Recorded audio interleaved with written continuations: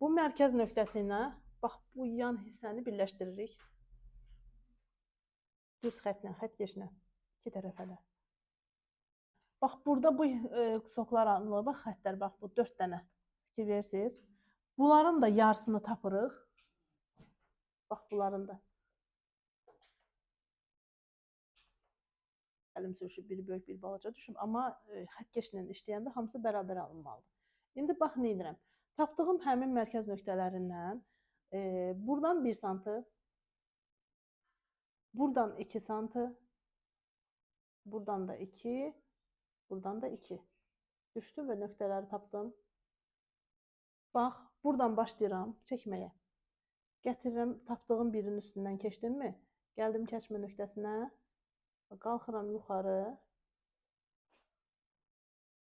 2-nin üstündən keçdim. Yenə buradan kəsmə nöqtəsindən keçdim. Bax 2-yə. Gördünüz? Təsvirlədiniz. Bax qolun baş hissəsi hazır oldu. Bu bir düşdüyüm yer olur qolun arxası, 2 düşdüyüm yer olur ön hissəsi. İstəyirsiniz üstündən yaza bilərsiniz. Bu hissəni mən çertyoz özünüz çıxaranda izah edəcəm. Buradan bəzən bir yarım da qalxırıq. Onu mən çertyozda sizə izah edəcəm. İndi baxarıq. Məsələn, səndə də balaca alınacaq, Güneldə də.